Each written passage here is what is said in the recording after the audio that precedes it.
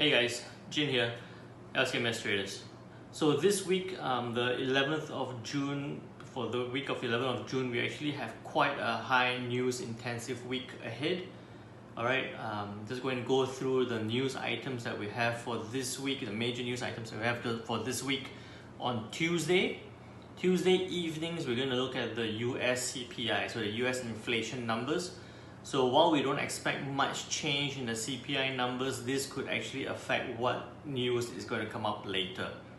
Okay, what I mean by what news is going to come up later, on Thursday morning at 2 AM our time in Singapore, we actually have the US news, the US Fed funds rate, which is going to be released. In this month, for 14th of June, we actually expect, or the market expects an increase in the interest rates in the US. So from 1.75 to 2%. Okay, so we actually see that while there could be an increase of US interest rates, what do you think is going to happen in the US dollar? The US dollar is likely to probably gain some strength because of this increase, but there's also a press conference at 2:30 AM by Jerome Powell explaining this possible rate increase.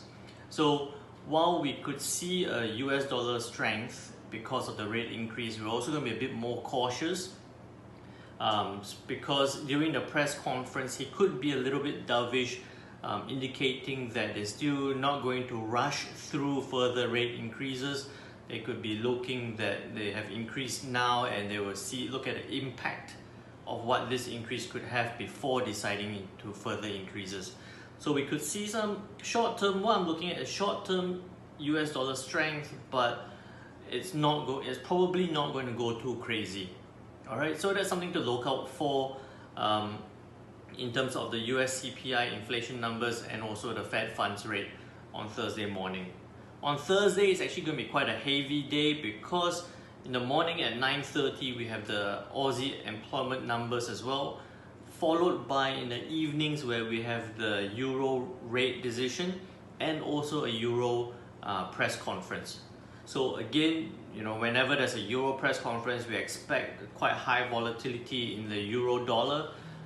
In this scenario, while we don't expect any major surprises, we could see talk bringing the Euro lower because of this recent climb upwards.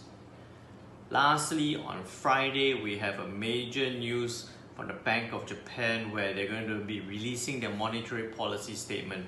Okay, as usual, we don't expect a major change, but what has happened over the past couple of weeks was the Bank of Japan has actually reduced their purchases. So now we could see whether they're going to put any more commentary in terms of that reduction and how is that going to influence the US yen.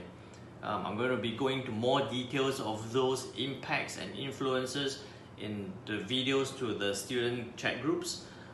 In terms of how we're looking at this overall market, we expect for this week a lot of volatility in terms of the US dollar, the euro and the yen.